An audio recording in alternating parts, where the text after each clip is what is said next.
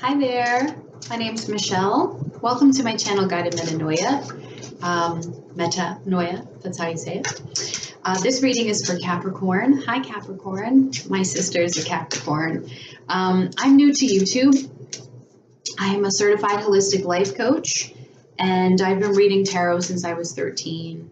I have studied astrology for about half a decade now, and I went through, the past 10 years of my own personal transformation, and I just finally feel ready to be able to put it all into one place and to help other people be able to do it too. So feel free to check out my website. I've got links for my social media. Let's connect if we can. I'd love to. Feel free to like, share, subscribe the videos.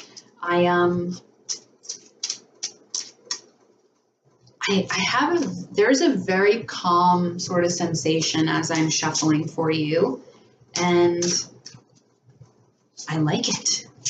I like it. It's peaceful. It's very peaceful. I want to take a little bit of the beginning of your reading to go through the astrology, and then I'll circle back and we'll finish up the tarot. Some of the cards have already come out. Good stuff. And we'll see what comes up. So give me just a second here. Okay. So we've got Saturn going retrograde, Pluto going retrograde, and the South Node in your first house. I think Saturn in your first house is the energy of pulling you up by your bootstraps. You're going to have to come into this sense of self that I don't think life has required from you before, especially for those of you experiencing your first Saturn transit. And for those of you that are experiencing a second one, this is another leveling up of some degree. And it's almost not necessarily in the terms that I think it's most commonly used, like level up, yes, but it is, a new round. We're going a new round, and you are experiencing a leveling up. Pluto is taking things away from you that no longer serve you, aspects of you that don't fit this new paradigm. Any behaviors, any ways of seeing yourself that don't fit the person you are becoming, going to have to go. It's going to have to go. It cannot stay. Cannot stay. That won't be sustainable. Those aspects of you are no longer sustainable, and so they must go. And if it feels weird to let them go, you're just going to have to deal with it. There's no easy way to say that, because Saturn is very much that disciplinarian energy. It will be done. When you're done crying and screaming, we're going to go do that. We're going to go do that thing. So your second house, openness, vastness available to you in this process of creation. I think that's good. Your third house, which speaks to communication, marketing, connecting with other people, siblings is also a component of the third house. Neptune's there and Lilith is there. And this, say what, the theme that sort of comes to mind when I see this particular area is say what you mean and mean what you say. And if you have to take the time to really think about that, you should do that because your needs are coming across as a little bit wishy-washy. And you may be changing, you're like, well, I needed this last week, but I need this now. So, but Lilith has this way of,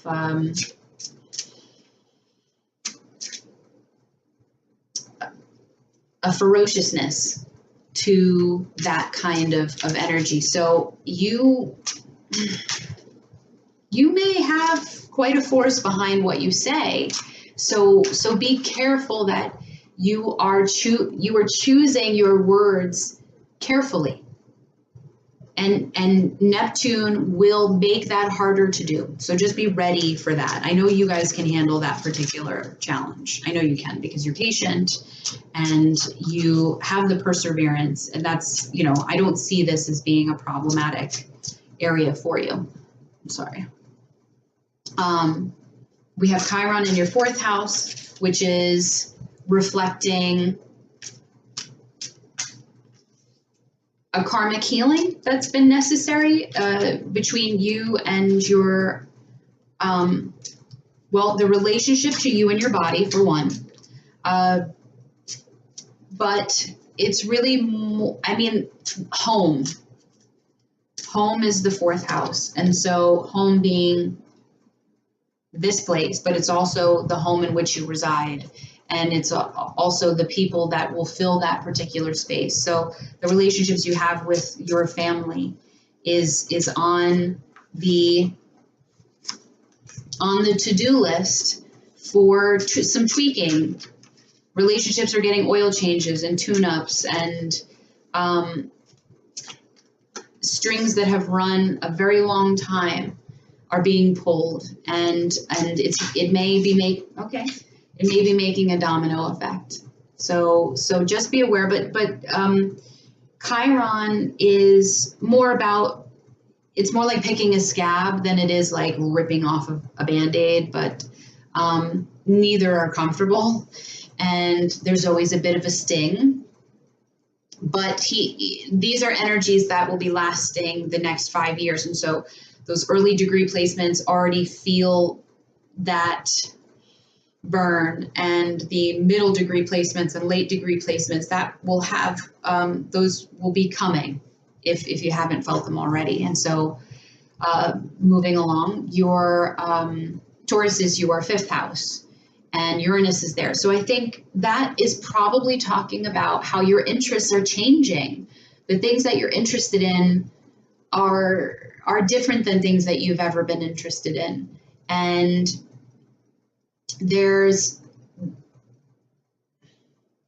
I think you'll have this avidness to want to pursue them. Your 6th house has Venus and the Sun, which is in Gemini.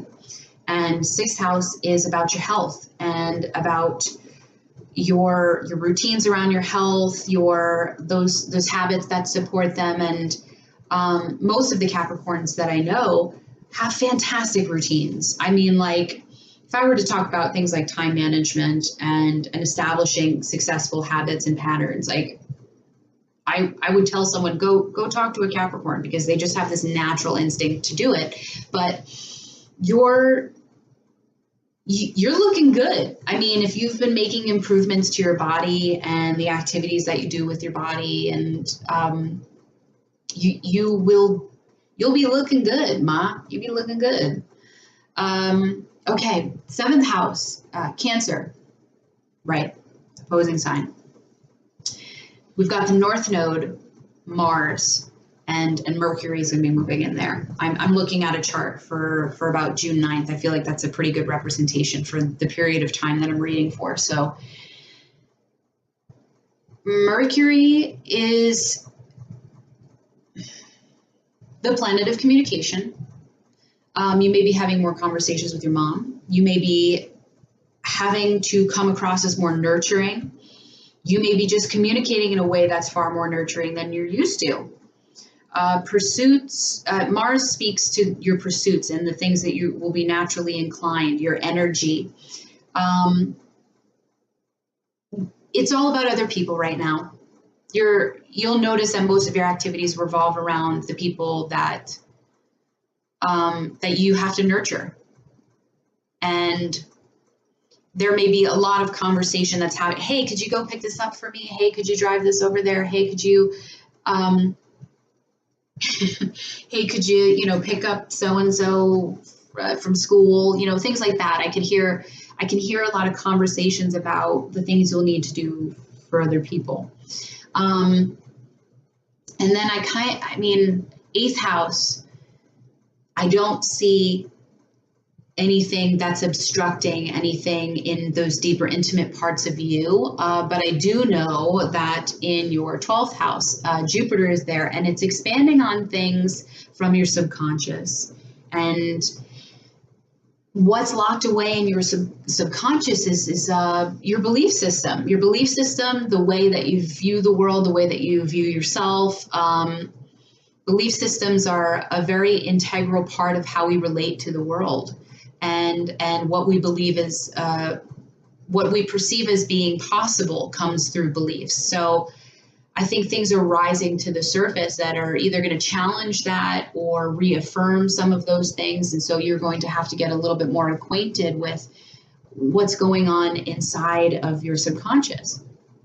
And because it's in Jupiter, I would totally recommend that if you want to study up on psychology, if you want to take a class on something like psychology, dark psychology, abnormal psychology, things like subject matter psychology is what I would tell you. Also, probably like world culture, philosophy, religion. Studying these types of things will help you to sort of decode the lessons that you're kind of learning around getting familiar with your subconscious too. So I'm going to move right along to the tarot reading. And forgive me, guys. This is not my ideal setup, but I'm going to make it work while I can. And I look forward to seeing how this process grows. So we've got the Queen of Cups. This really speaks to that North Node in Cancer. You being very focused on relationships and you nurturing those relationships that are closest to you. And the people that are in that immediate circle and worthy of your nurturing really do see you in this light. You've already executed the foundational work, making sure that you give to you first, that makes you so available to be able to give to others. And people see that, and you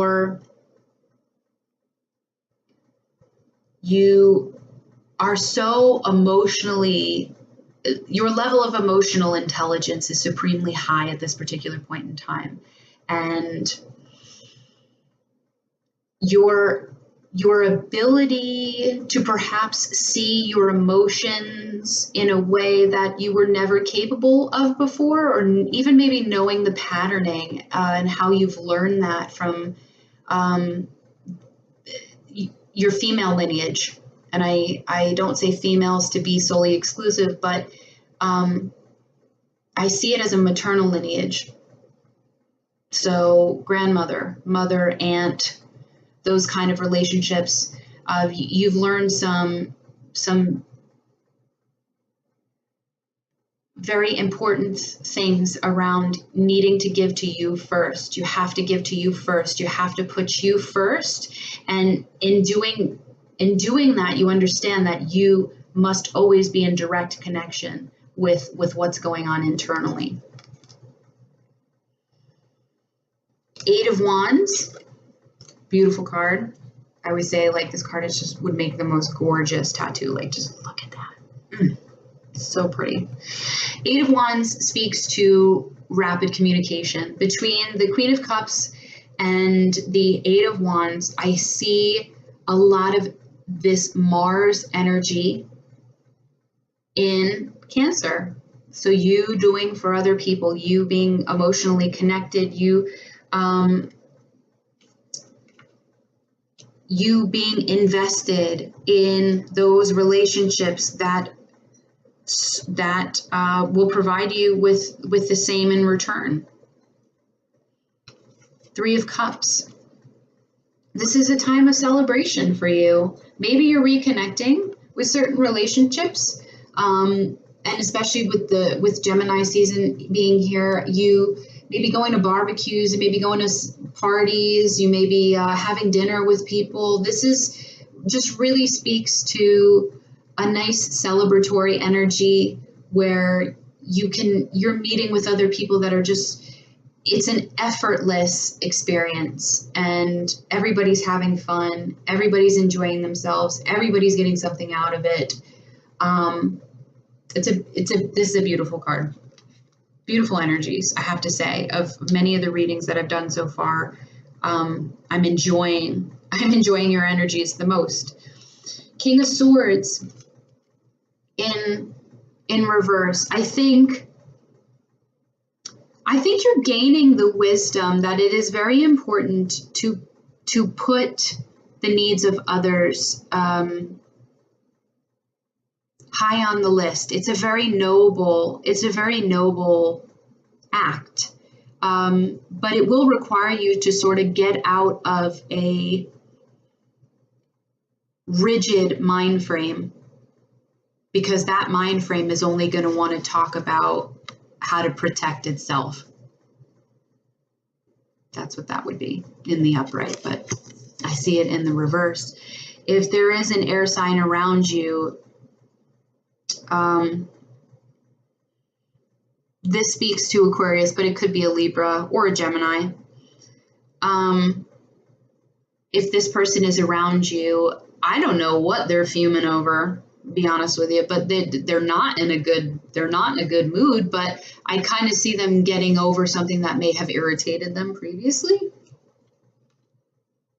So we'll see what that's about. King of Pentacles. If you are, I almost want to say, like, these two cards between the Queen of Cups and the King of Pentacles. The Queen of Cups, I don't know if I mentioned this earlier, it could be Cancer, Pisces, Scorpio. Pentacles speak to earth signs such as Virgo, Taurus, Capricorn. This could be you and your husband. Absolutely, because Pentacles speak to the spouses, or vice versa. You could be with your wife, the Queen of Cups, or I see this dynamic pair. There is a sense of holding true to what you know it is. Gosh, how do I say this? Investing your time where you know it belongs. Being very acutely aware of what you're giving, what you're getting, how you're investing yourself. Both very mature energies, but both really are very compassionate. They're givers. They're givers. They understand that there's no place in hoarding all of your things. The only reward that comes is in giving those things away and sharing them with the people that you care about and the people that you know will utilize that the most. This is the Fool in reverse. If you have to, I think you're being very conscientious about what you need to be doing, like literally your to-do list, your actions. I think you're being very cautious as to what you're involved in. And there, I want to say with like Saturn in your first house and Saturn also being your ruling planet, it's like we don't have time for games.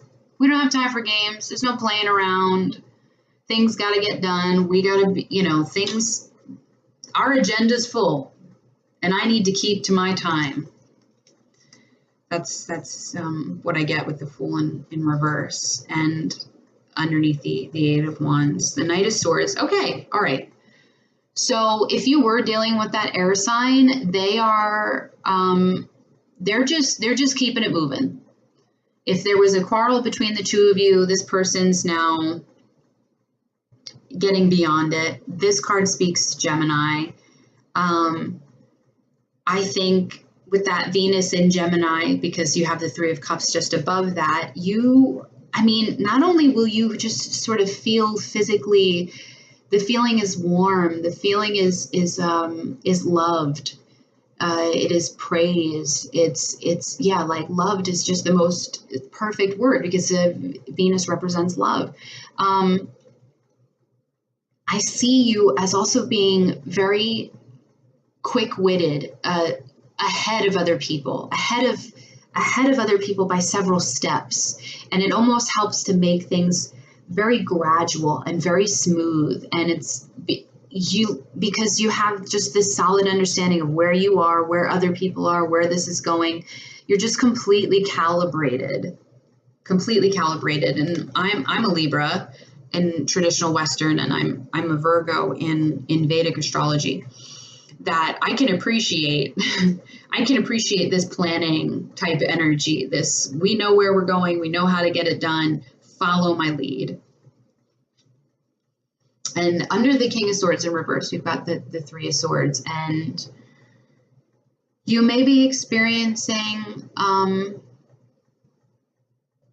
a period of time where you're healing a past wound, basically, that is coming. I mean, the Three of Swords speaks to head over heart decisions and the painfulness of them, because head over heart decisions are always painful. You know, your brain is always like, you know, it's the right thing to do, but your heart's like, but I love them so much, please. I hope that's the way it feels for other people. That's the way it is for me. Under the King of Swords, I want to tell you that while as painful a card as this is, I think you understand that thoughts have their time and their place, and that if you spend too much time with the sword, it's more cutting than it's worth. And because again, it's head over heart decision, yes, but it's also grappling between which is the superior power, head or heart. And you showing up as the Queen of Cups is saying, you know, the heart rules all. The heart rules all, and there must be a place between the two where both can be. And it's not by logically coming to some negotiated perspective. I hope that resonates. The Hierophant. Okay. I am getting this theme of the spouse again, because the Hierophant in reverse speaks to divorce, but these could just be relationships, dynamics that you've held in relationships that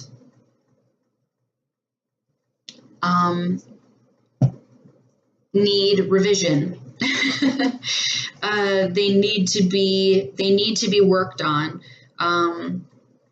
For those of you that do practice sort of traditional faiths like Christianity, Catholicism, this encourages you to reconnect with your sense of faith. And I would encourage you to do it in whatever way you feel is right for you. If you don't necessarily feel connected to a superior power, again, I think this is, while this is the card of Taurus, the Hierophant is the card of Taurus, I see this card as those subconscious things that have been lurking in the background, because I have the Seven of Cups that precedes this card, the Hierophant. And the Seven of Cups speaks to a deliberation of what really makes you happy, and being in a place where it's a little hard to sort of understand what that is. I have lots of cups. All of these cups look good, but what is the one that I need? What is the one that will help me? What is the one that is going to nourish me in a very particular way? This can also speak to that Neptunian energy in Pisces. And so if there are discrepancies in relationships, in marriages, in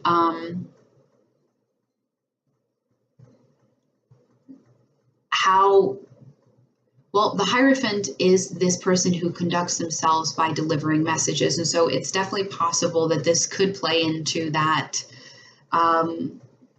What are you communicating? What is your message? What are you trying to deliver? That is needing specificity. It needs direction. It needs a choice. It needs. I see her as wearing this mask. Like you can see behind it, you know, it's sheer. But what is behind there? And that's very much like what Neptune refers to. It's like what's behind the veil and this sense of fog. And it's a little hard to actually read this combination of the cards, because one speaks to this sense of lacking rigidity and lacking formality and lacking traditionalism. And then this one is, it's just so, like, I think that's why it's a belly dancer. Like it encourages you to begin to move your body in this snake and like almost worm-like effect. They don't have arms, they don't have legs. They have to navigate through that weaving kind of motion, that propelling kind of motion. So it's a little elusive to me what they're trying to say. So that's kind of one that I want to clarify. And this is the Empress. This is speaking to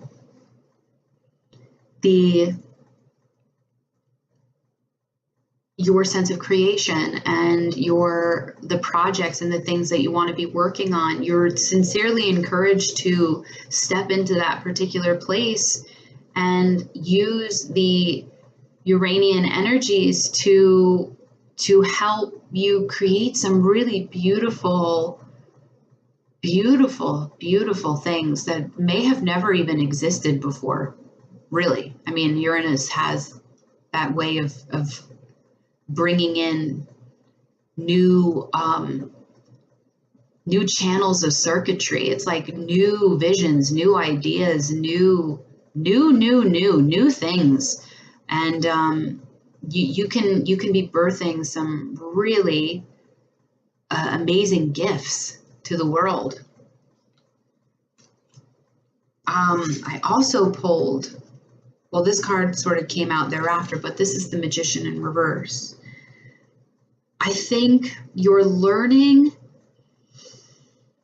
I want to clarify this card, because the Magician in reverse is just this person that knows how powerful that they are.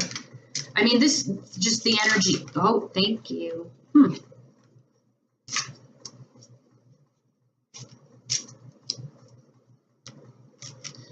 The Magician in reverse speaks to somebody who knows how powerful they are. They know how to manifest. They know how to concentrate their thoughts in a particular pattern, align their energies in such a way that supports it. And honestly, I think if you knew anything about manifesting, you know, you put your body in the place first, then you channel the thoughts, and then you manifest.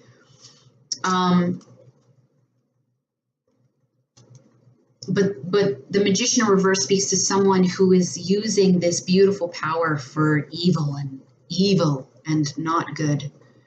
And this just doesn't sort of resonate for you guys. So I'm just wondering, because we've got this air, do you have an air sign in your midst that's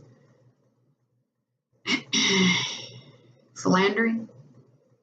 It's possible. I'm not saying that the cards are saying that your person is fooling around, but there is a pattern here between Gemini and the Three of Cups. And the Three of Cups does speak to celebrating. it's possible that, here's what I'll say.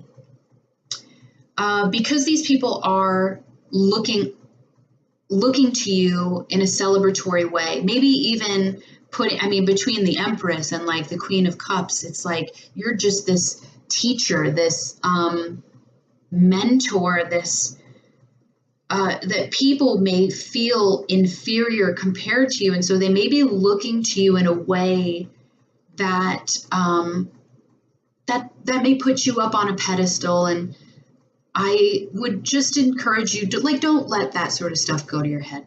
Okay, do your noble duty, help other people,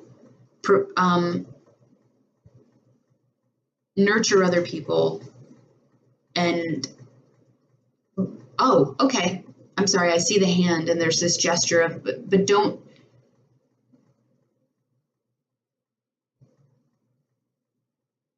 This may be a time where you're being requested to give. There is this balance of give. I don't see Libra. I don't see scales. I don't see anything like that. But there's this hand that's like, here you go. Here you go. 3 of Cups. Hang out with people, do stuff, talk about stuff, brainstorm. Here you go. Okay, so we don't have to necessarily read it in the most severe of ways. I've got the Osho Zen tarot deck here. I'm going to use it like an oracle deck because it's new to me. I'm not familiar with all the cards and their meanings yet. Also, this is my private deck. I don't and won't do private readings with this particular deck. So once I'm able to open my book for private readings, I don't think I've shared that with anybody yet. You're the first ones that I've told. Let's see. Slowing down. What am I doing? Picking up another deck. Slowing down. See. Yes, it did get pulled in reverse, but I'm not gonna read it in reverse.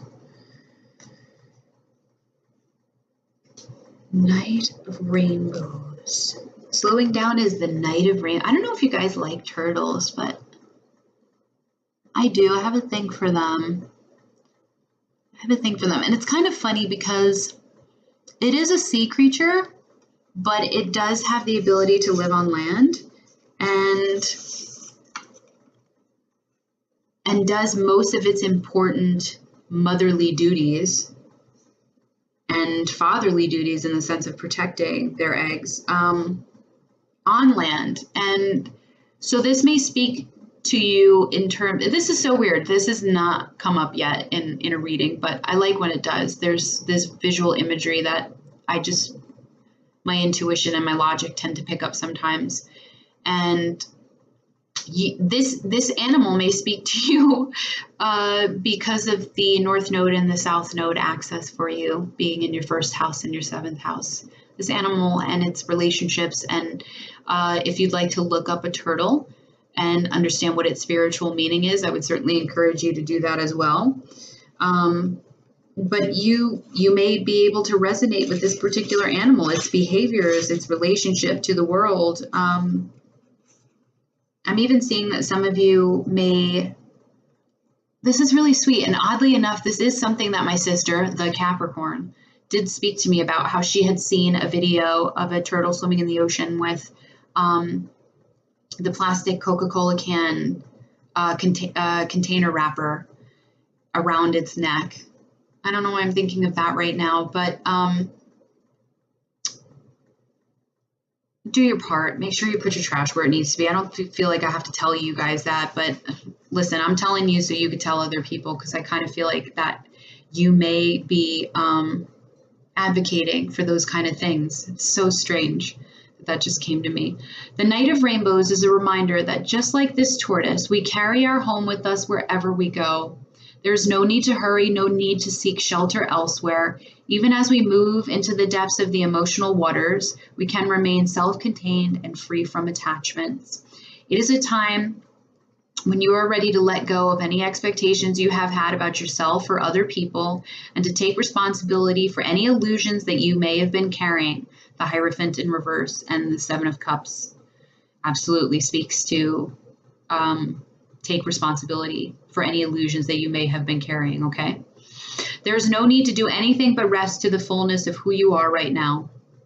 If desires and hopes and dreams are fading away, so much the better. That talks about, I'm sorry, I have to drink more water, Uranus and Taurus. If your hopes and dreams are fading away, they will be replaced by something new. Okay, their disappearance is making space for a new quality of stillness and acceptance of what is. And you are able to welcome this development in a way you've never been able to before. Savor this quality of slowing down, of coming to rest, and recognizing that you are already at home.